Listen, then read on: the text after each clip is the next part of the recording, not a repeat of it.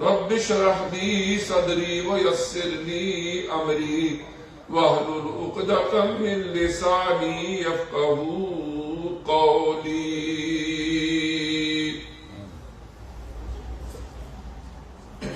انتہائی واجب الاحترام بزرگوں، دوستوں، بھائیوں،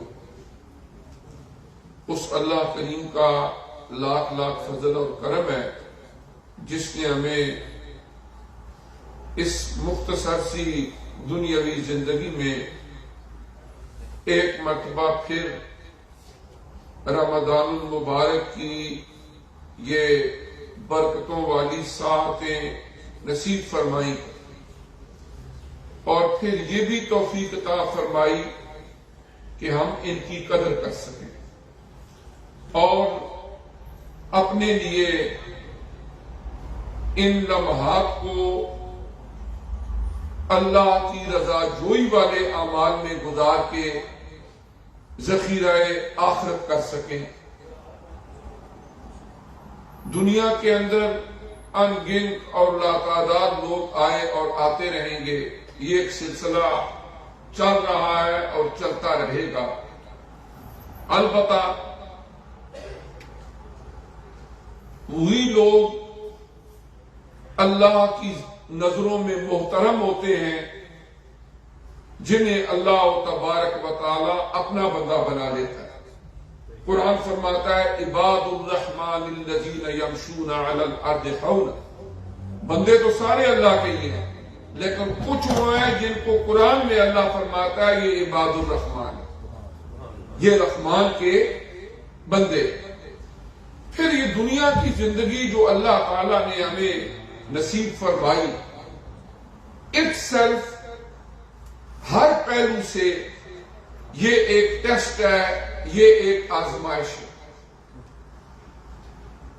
اللہ تعالیٰ دنیا کی زندگی میں انسانوں کا ایک امتحان لیتا ہے، ایک ٹیسٹ لیتا ہے اور اس کی کیفیات مختلف ہوتی ہے۔ کبھی اللہ تعالیٰ نعمت دے کے آزمائش لیتا ہے اور کبھی نعمت دے کے اللہ پاک اور کبھی لے کے آزمائش کرتا ہے۔ یہ اس کا ایک اپنا نظام ہے، وہ چلتا رہے گا اور چلتا رہے۔ ہمارے لیے صحیفہ ہدایت اللہ تعالیٰ کا پاک کلام ہے جس نے ہمیں بہت ہی بیلنس رہنمائی کی ہے۔ دنیا کی زندگی گزارتے ہوئے افراط و تفریط سے ہٹ کے بہت متوازی طور پر ایک ایسی زندگی گزارنے کا طریقہ اور سلیقہ سکھایا ہے جو دنیا کی زندگی میں ہمیں سکون بھی دیتا ہے، عزت بھی دیتا ہے اور پھر دنیا کی زندگی میں پروقار رہنے کا سلیقہ بھی سکھاتا ہے۔ اور پھر اس کے ساتھ ساتھ جب مختصر سا یہ وقت گزار کے ہم اپنے اصل گھر کی طرف چلے جائیں گے، اس منزل کی طرف چلے جائیں گے کہ جس کی طرف اللہ تعالیٰ نے جانے کے لیے رستے میں تھوڑا سا پڑاؤ، تھوڑا سا سٹے کرنے کے لیے یہاں پر بھیجا ہے، تو وہاں پر جا کر بھی ذلت اور رسوائی کی بجائے اللہ پاک عزت عطا فرمائے گا۔ آج چند ایک باتیں اس حوالے سے عرض کرنی ہے کہ زکوٰۃ کے لیے ویسے کوئی مہینہ مقرر نہیں ہے، کوئی دن مقرر نہیں ہے۔ عمومی طور پر لوگ زکوٰۃ کی ادائیگی رمضان المبارک میں کرتے ہیں اور کبھی کبھی یہ خیال ذہن میں آ سکتا ہے کہ شاید یہ رمضان المبارک ہی زکوٰۃ کا مہینہ ہو۔ نماز اس کے لیے مخصوص ٹائمنگز ہے، روزہ اس کے لیے افطار و سحر سے لے کر اوقات کے لحاظ سے فرض روزے پورا رمضان المبارک ہے، یعنی افطاری کا بھی ایک ٹائم ہے، سحری کا بھی ایک ٹائم ہے، پھر اس کے علاوہ پورا رمضان کا مہینہ فرض ہے، اس کے علاوہ نفلی روزے رکھنا چاہیے۔ حج اس کے لیے ایک مخصوص وقت ہے، مخصوص جگہ ہے جہاں پر جا کے وہ مناسک حج ادا کیے جاتے ہیں۔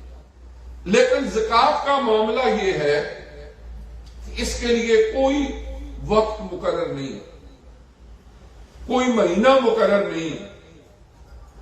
اب اس کے لیے اسیسمنٹ کیسے کی جاتی ہے؟ اس کا طریقہ یہ ہوتا ہے کہ ایک آدمی زندگی گزارتے گزارتے جس وقت بلوغت کی عمر کو پہنچتا ہے، یعنی ہر انسان ہم دیکھتے ہیں بچہ ہے، پھر لڑکپن میں آ گیا، پھر جوانی پہ چلا گیا، اب اس کے بعد اس نے کمانا شروع کر دیا، پریکٹیکل لائف میں اس نے اپنا قدم رکھ لیا، اب دیکھا جائے گا کہ اب وہ مکلف ہو گیا ہے۔ جب وہ مکلف ہو گیا ہے، اب اس کے پاس ظاہر ہے دنیا کی زندگی میں کبھی وراثت میں سے کچھ آ جاتا ہے، کبھی کوئی آدمی محنت مزدوری کرتا ہے، جاب کرتا ہے، بزنس کرتا ہے، یعنی اس دنیا کی زندگی کو گزارنے کے لیے کوئی نہ کوئی رزق حلال کے حصول کے لیے کوشش کاوش کی جاتی ہے۔ اب کوئی نہ کوئی دن تو زندگی کا ایسا آئے گا کہ اس کے پاس اتنا مال آ جائے کہ جس کی مالیت ایک نصاب مقرر کر دیا گیا، 7.5 تولہ سونا، اتنی مقدار، اور جس وقت زکوٰۃ کی فرضیت کا حکم آیا تھا اس وقت 52 تولے چاندی اور 7.5 تولے سونے کی قیمت ایک جیسی تھی، اور یہ نصاب مقرر ہوا۔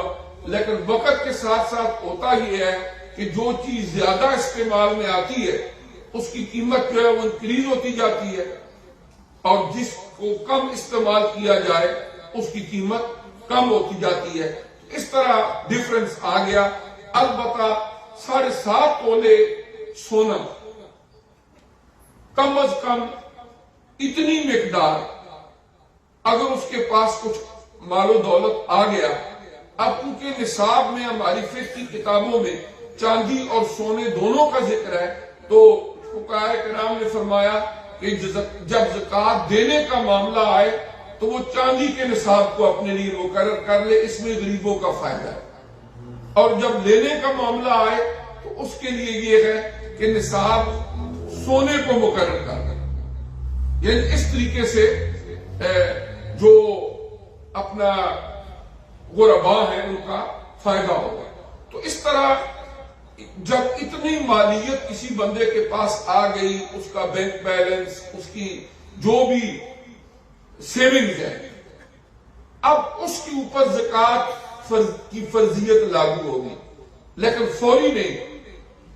ایک ایگزامپل ہے کہ ربیع الاول شریف کے مہینے کی 10 تاریخ کو ایک بندے کے پاس اتنا مال آ گیا کہ جس پر زکوٰۃ فرض ہوتی ہے، اب اسی دن زکوٰۃ نہیں دے گا، نیکسٹ ایئر اللہ تعالیٰ زندگی دے تو جب 10 ربیع الاول آئے گا، اگر اس کے پاس اتنا مال ہوگا جس پر زکوٰۃ فرض ہے تو اس کے اوپر زکوٰۃ کا دینا واجب ہوگا۔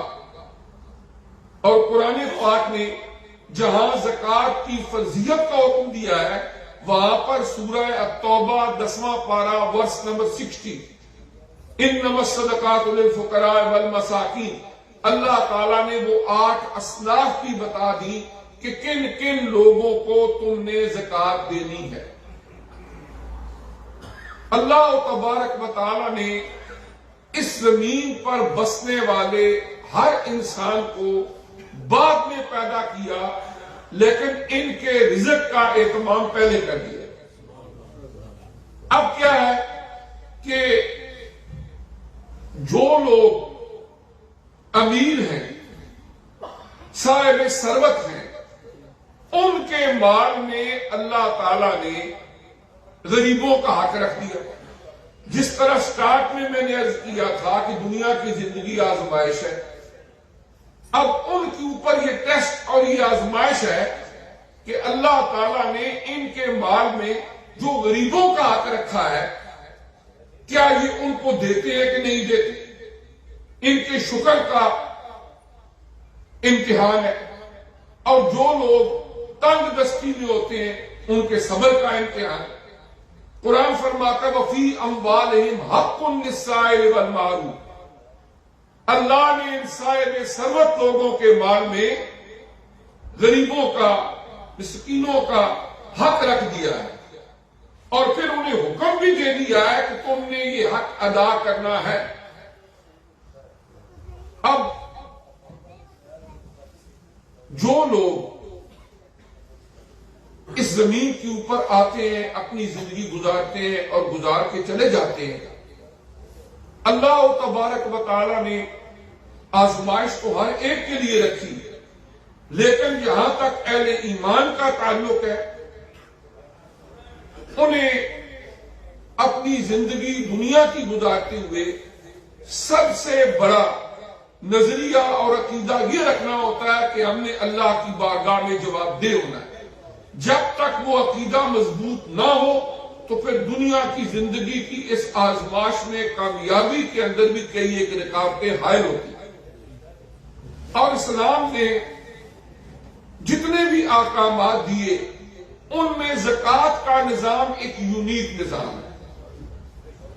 جتنے بھی دنیا کے اندر آج بھی دیکھ لیں، جتنے بھی اقتصادیات کے، مالیات کے ماہرین ہیں، ہم نے خود بھی گریجویشن تک اکنامکس پڑھی تھی، اس میں دیکھا تھا کہ مختلف لوگوں نے اکنامکس کے حوالے سے طرح طرح کے نظریے پیش کیے۔ اب کیا ہے، جتنے بھی ماہرین اقتصادیات آج کے دور کے جدید ہیں، وہ انسانوں کو یہ طریقے سکھاتے ہیں کہ آپ نے مال کمانا کیسے، اس کے بعد ان کو یہ طریقے سکھاتے آگے خرچ کیسے کرنا ہے۔ حکومتیں جو لیجسلیشن کرتی ہیں وہ کہتی ہیں کہ آپ نے یہ ٹیکس ادا کرنے۔ اب مال کما بھی لیا، اس کے بعد جہاں چاہا اس کو خرچ بھی کیا، اس کے بعد جس ملک میں آپ رہتے ہیں دنیا کے اندر کہیں بھی، وہاں کا جو ایک ٹیکسیشن سسٹم ہے اس کے مطابق آپ نے ٹیکس ادا کر دیا۔ اب اس کے بعد آپ کے پاس جو بھی ہے، کسی کے پاس تھوڑا ہے، کسی کے پاس زیادہ ہے، ملین ہے، کوئی بلینئر ہے، اب جو باقی آپ کے پاس ہے، آپ جہاں دل چاہے جو دل چاہے وہاں خرچ کرے، کوئی پوچھنے والا نہیں۔ آپ اس میں سے کہاں خرچ کرتے، آپ کا اپنا مال ہے، جہاں مرضی خرچ کرے، کوئی قدغن نہیں۔ بس یہی دیکھا جاتا ہے کہ آپ نے ٹیکس ادا کیا ہے، یہ مال ملکی لیول پر آپ کے لیے پاک ہو گئے، اس کے بعد جو مرضی آپ کریں، ٹھیک ہے، آپ جانے، آپ کے کام جانے، آپ نے خود کمایا ہے، آپ کا مال۔ لیکن دینی حوالے سے اگر آپ دیکھیں تو اللہ تعالیٰ کے جو احکامات ہیں ان میں یہ ہے کہ آپ جائز طریقے سے، حلال طریقے سے مال کماؤ، کمانے کے اندر کوئی لمٹ نہیں رکھی۔ یہ نہیں ہے کہ کہیں پر کوئی ہو کہ جی آپ نے اتنا کما لینا ہے اور اس کے بعد آپ نہیں کما سکتے۔ بڑی بڑی ہستیاں گزری، اللہ کے نیک بندے، ان کے پاس اللہ نے بے شمار مال دیا۔ اب اس کے بعد جب اللہ تعالی محنت سے، کاوش سے یہ کچھ دے دیتے ہیں، اب آگے چلیں۔ اس کے بعد یہ ہے کہ فرمایا دو چیزوں کی احتیاط کرنی ہے جس کو اللہ نے قرآن میں بیان فرمایا، ایک اسراف اور ایک تبذیر۔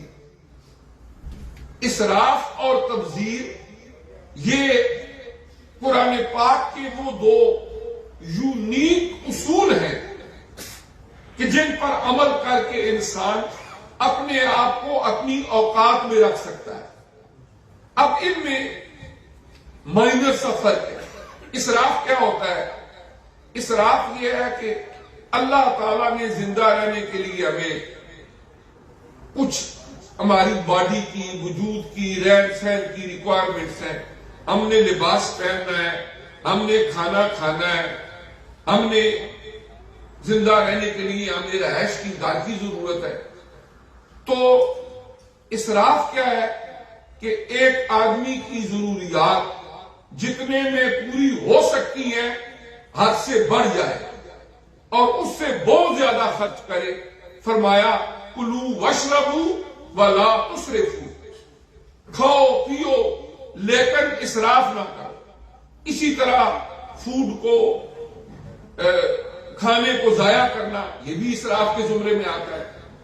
آپ اچھے طریقے سے اپنی ضرورتیں پوری کریں لیکن ان ضروریات کو اس حد تک بڑھا دینا جو فضولیات میں آ جائے اس کو اسراف کہا گیا ہے.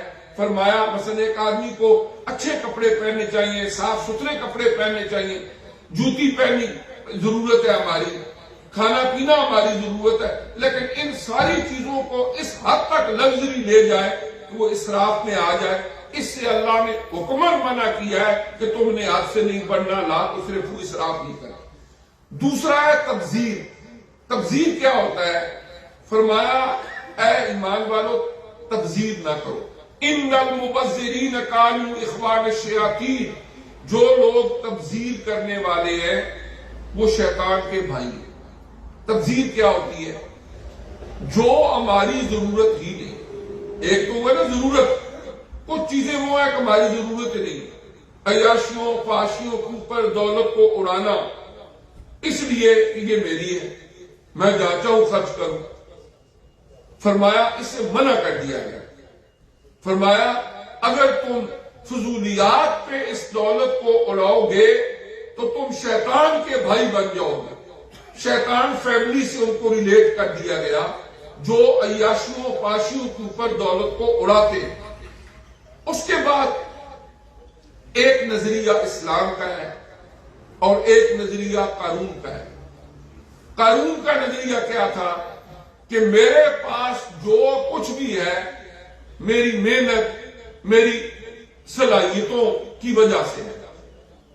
یہ قارون کا نظریہ ہے. قرآن میں واقعہ موجود ہے، اپنے لاؤ لشکر کے ساتھ جب جا رہا تھا موسیٰ علیہ السلام کچھ لوگوں کو جو مالی لحاظ سے کمزور تھے انہیں تبلیغ فرما رہے تھے. جب وہ پاس سے گزرا اس شاہانہ انداز میں کچھ لوگوں نے اپنے دل میں خیال کیا کہ کاش ہمارے پاس بھی اتنی دولت ہوتی، ہم بھی اسی طرح کی زندگی گزارتے. لیکن جب آگے گئے اللہ کی طرف سے عذاب آ گیا اور اس کے وہ مالات بھی دولت بھی خود بھی زمین میں دھس گئے اور آج تک کسی جیولوجسٹ کو پتہ نہیں چل سکا کہ وہ زمین میں کہاں گئے اور کسی اسٹرانومسٹ کو پتہ نہیں چلا اوپر فلکیات کے اندر کدھر چلے گئے. اب اس کے بعد انہوں نے توبہ کی کہ یا اللہ ہمارے دل میں خیال آیا تھا جس حال میں تو نے رکھا ہوا ہے یا اللہ پاک اسی حال میں خوش ہیں، تیرے اوپر ایمان لانے والے ہیں، آخرت کی فکر کرنے والے ہیں، یا اللہ پاک جو ہمیں خیال بھی آیا تھا ہمیں معاف کر دے. اور پھر اس کے بعد یہ ایک نظریہ ہو گیا کہ بندہ یہ سوچے یہ میرا ہے، میں بڑا طاقتور ہوں، میں ذہین ہوں، میں انٹیلیجنٹ ہوں، اس لیے سارا کچھ ہے. یہ قارون کا نظریہ تھا. اور دوسرا نظریہ کیا ہے؟ شیخ سعدی رحمت اللہ علیہ نے فرمایا در حقیقت مالک عرش خداس این امانت چند روزہ در دست ماست. وہ نظریہ کیا ہے کہ حقیقت میں ہر چیز کی مالک اللہ کی ذات، ہر چیز کی مالک اللہ کی ذات، اور چند دنوں کے لیے اللہ تبارک و تعالی نے یہ ہمیں امانت کے طور پر دیا ہے اور پھر اس نے یہ امانت واپس لے لی. مثال کے طور پر جس گھر میں رہ رہا ہوں میں اس کی رجسٹری دیکھ رہا تھا کہ ارلی 1920s میں ایک بندے نے اس کو خریدا، 2 بیڈروم تھا، اس کو خریدا، کہا یہ میرا ہے. پھر کوئی 10 سال بعد بیچا، کسی اور نے خریدا، ایکسٹینشن کرائی، پھر کوئی 4-5 لوگوں نے مختلف وقتوں میں خریدا. ہر ایک کہتا ہوگا یہ میرا ہے، وہ پتہ نہیں کدھر گئے، کہاں ہوں گے. اس کے بعد ہم اس میں رہ رہے ہیں، ہم کہیں میرا ہے. क्वेश्चन ये है कि अगर उन्हीं का था तो साथ ले जाते, और अगर हमारा है तो हम क्या साथ लेके चले जाएंगे। ये एक वहम है, ये मेरा है। दर हकीकत माल के आशय खुदास ई अमानत चंद रोजा दर दस्ते मास। ये है इस्लाम का नजरिया। आप देखें ना, एक बंदा फौत हो जाता है, कुछ मालो दौलत छोड़ के दुनिया में चले जाते हैं। हदीस मुबारका के मुताबिक जो हम ऑथोराइज्ड हैं मिन जानिबिल्लाह, ओनली इन 1/3 हम विल लिख सकते हैं। 1/3 में हम ये कह सकते हैं कि ये किसी को दे देना, वो रसा के अलावा। वो रसा जो होते हैं वो तो हिस्सा मिलना ही होता है ना, लेकिन इनके अलावा किसी मस्जिद को, किसी चैरिटी को, किसी हॉस्पिटल को, एक बंदा कहता है मेरा सारा माल दे देना, फौत हो गया है, अब उसका कानून नहीं चलेगा। कानून उसका चलेगा जो मालिक हकीकी है। आप कहीं भी जाएंगे किसी इस्लामिक काजी की कोर्ट में या फतवा लेंगे, वो कहेंगे उसने लिख दिया था ये सारा दे देना, लेकिन ये उसका था नहीं कि वो कहता सारा दे देना। अब कानून उसका चलेगा जो हकीकी मालिक है। लिहाजा 1/3 इसमें आप दे सकते हो और 2/3 जो है वो अल्लाह के कानून के मुताबिक तकसीम हो। तो इस तरह यह है कि एक तो ये सोच, ये फिक्र कि ये सब कुछ मेरा ही है, नहीं। अल्लाह तबारक व तआला कुरान पाक में ये इरशाद फरमाते हैं, अगर तुम मेरी नेमतों पर मेरा शुक्र अदा करते रहोगे तो मैं और दूंगा, और अगर तुम कुफराने नेमत करोगे तो फरमाया इन्ना अज़ाबी लशदीद। फिर याद रखो कि मेरा अजाब जो है वो बहुत ज्यादा शदीद है। अल्लाह ताला बंदे को मोहलत देते हैं दुनिया की जिंदगी में, लेकिन अगर वो उस मोहलत से फायदा ना उठाए तो बसा औकात फिर ऐसे हालात पैदा हो जाते हैं कि उसको खुद भी पता नहीं होता कि अब इसका हल क्या है। न जा उसके तहम्मुल पर के है बेढब गिरफ्त उसकी, डर उसकी देवगिरी से के है सख्त इंतकाम उसका। और मोमिन बंदा जो होता है जिसके अंदर अल्लाह ताला ने दीन की रमक रोशनी रखी होती है, ईमान की रोशनी रखी होती है, उसको अपना सोच की डायरेक्शन ठीक करनी चाहिए सबसे पहले कि जो कुछ मेहनत से अल्लाह ताला देते हकीकी मालिक अल्लाह की जात है। एक मौके पर हुजूर सल्लल्लाहु अलैहि वसल्लम ने फरमाया कि इब्ने आदम कहता है ये माल मेरा है, ये माल मेरा है। फरमाया जबकि तेरा वही है जो तूने खा लिया और खाकर उसको खत्म कर लिया, या पहन लिया और पहन के उसको बोसीदा कर दिया, या फरमाया कि सदका दे दिया और वो अल्लाह तबारक व तआला की बारगाह में तेरे लिए ज़ख़ीरा आखिरत कर दिया। फरमाया बंदा तो कहता है कि मेरा है। 3 कैटेगरी बयान फरमाई। फरमाया या तूने खा लिया, या तूने पहन लिया, या तूने सदका दे दिया, वो तो मान लेते हैं तेरा है, लेकिन बाकी तो दुनिया से चला जाएगा, जो बाद में होंगे उनका ही है, लिहाजा तेरा नहीं। उसके बाद हुजूर सल्लल्लाहु अलैहि वसल्लम की एक और हदीस मुबारक है, फरमाया कि दुनिया की जिंदगी के साथ इतनी उम्मीदें लगाओ जितनी ये दुनिया की जिंदगी है, और आखिरत के साथ उतनी ही उम्मीदें लगाओ जितनी आखिरत की जिंदगी है। यहां पर एक बंदा कितनी देर जिंदा रहेगा, उतनी फरमाया उम्मीदें लगाओ। और शैतानी वसावस में से एक वसवसा ये होता है कि वो इंसान को ये कहता है कि बहुत लंबी उम्र तेरी पड़ी है, जबकि होता है ऐसे नहीं।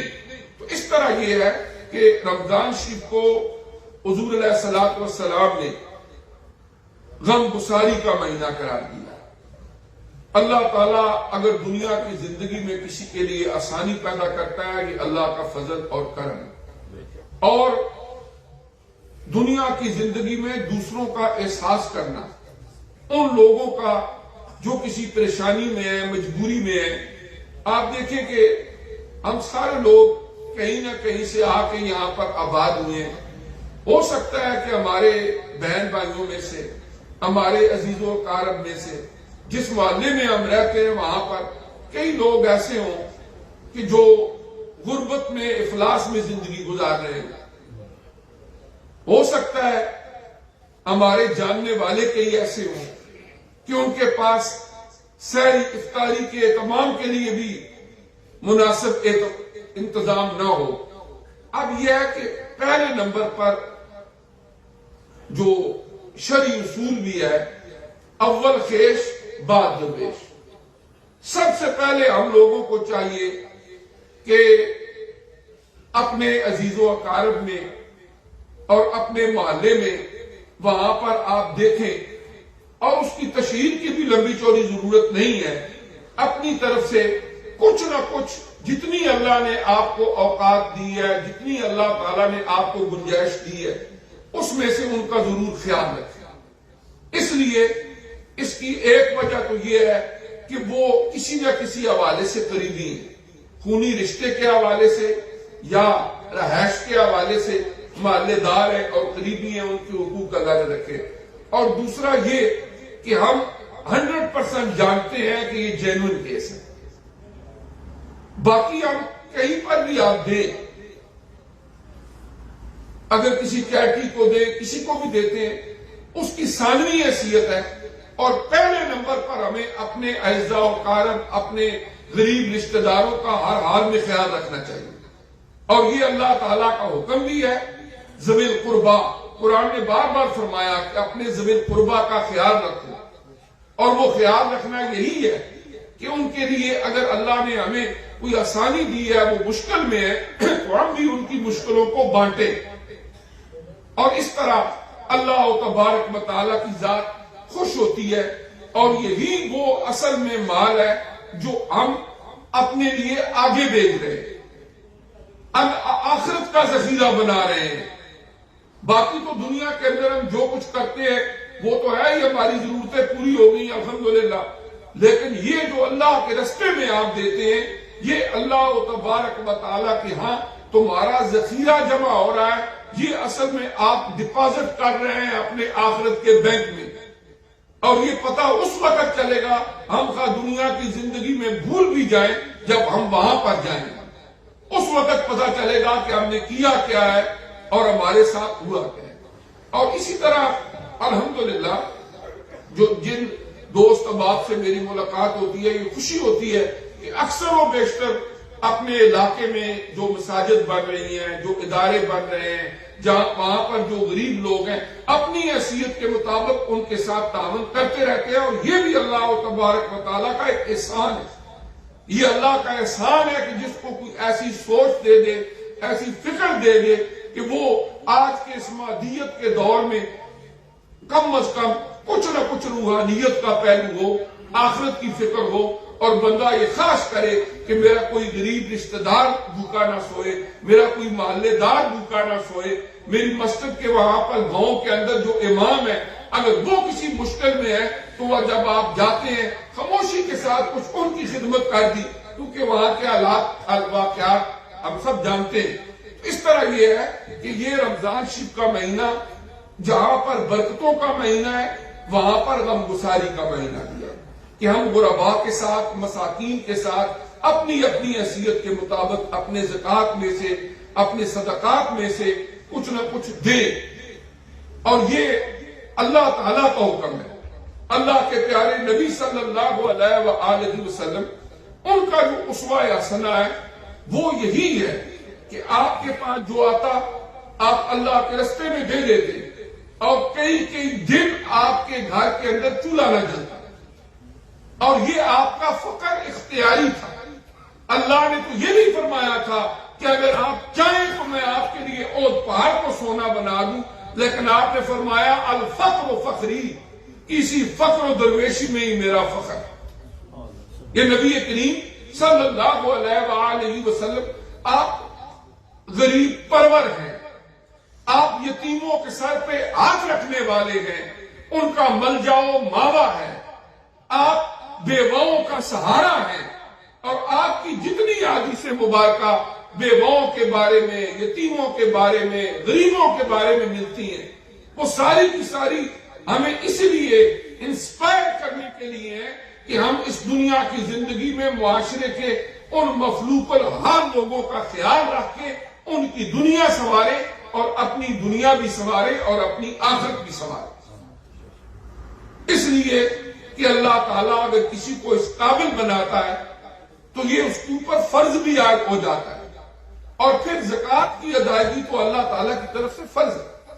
آپ دیکھیں نا کہ اگر سارے لوگ، آپ پاکستان کے ایک ایک شہر کا جائزہ لے لیں، وہاں جتنا دولت ہے لوگوں کے پاس، سارے اگر زکوٰۃ دینا شروع کر دیں تو میرا اپنی اسیسمنٹ یہ ہے کہ 10 میل تک جو دیہات ہے وہاں پر کوئی غریب نہیں رہے۔ لیکن یہ ہے کہ آج مادیت کا دور ہے، دولت کی محبت اس حد تک دلوں کے اندر نچ بس گئی ہے کہ بڑے اس زکوٰۃ کی فرضیت تک کی ادائیگی سارے مسلمان نہیں کرتے، اور ہمیں چاہیے کہ کم از کم ہم زکوٰۃ جو اللہ نے دیا اس میں سے ایک ایک پیسے کی زکوٰۃ آپ دیں، ورنہ بڑا مشکل وقت ہے وہاں پر حساب و کتاب کا۔ اور اسی طرح آخر میں ایک دو باتیں مسجد کے حوالے سے میں نے پچھلے جمعے بھی عرض کیا تھا، الحمدللہ کافی کام ہو گیا، آپ کے تعاون سے ہی سارا کچھ ہوا ہے۔ ابھی بھی جو مشکلات ہیں اس میں اتنی گزارش ہے کہ ابھی ہم نے انشاءاللہ محراب بھی بنوانا ہے، رمضان کے بعد کام شروع ہونا ہے، رفلی 7,000 سے لے کر 8,000 اس کے درمیان یہ سارا انشاءاللہ مکمل ہو جائے گا ٹرکش سٹائل میں۔ انشاءاللہ ترکی سے یہ ٹیم آ رہی ہے اور وہی وڈ کا یہ محراب بنائیں گے، اور اس کے علاوہ بھی کچھ کام رہتا ہے، کچھ ساتھیوں کا قرض اسنا ادا کرنا ہے، تو آپ یہاں پر دیگر بہت سارے نیکی کے کام کرتے ہیں، اللہ قبول فرمائے۔ اس کو بھی اپنے محلے کی ایک مسجد سمجھ کے اس کے ساتھ بھی آپ ضرور تعاون کریں۔ اور پچھلے جمعے میں نے عرض کیا تھا کہ اگر کچھ لوگوں کے پاس کوئی اس قسم کی قرض اسنا کی صورت ہو تو وہ ضرور کچھ تعاون کریں، اور انشاءاللہ جب ان کو ضرورت ہوگی منیمم 6 منتھ کا ٹائم دے دیں، اس کے بعد جب کی ضرورت ہوگی انشاءاللہ ان کو ادا کر دیا جائے گا۔ کچھ نہ کچھ لوگ تو ایسے ہونے چاہیے نا جو آ کے ہمارے ساتھیوں سے پوچھیں اللہ کا گھر بن رہا ہے، کوئی آپ کی مشکل، کوئی آپ کی پریشانی، ٹھیک ہے، جو اللہ تبارک و تعالیٰ توفیق دیتا ہے۔ کورونا کے باوجود اللہ نے بہت مدد کی، بہت کام ہوا، ابھی بھی کوئی نا امیدی اس کی بارگاہ سے نہیں ہے، جس کو توفیق دے گا ہوگا انشاءاللہ۔ تو اللہ تبارک و تعالیٰ توفیق دے تو ضرور مسجد کے ساتھ بھی تعاون کریں۔ اللہ تعالیٰ آپ کو جزائے خیر عطا فرمائے، دنیا میں بھی سعادتیں دے اور آخرت کے اندر بھی سرخروئی عطا فرمائے۔ جزاکم اللہ خیرا کثیرا۔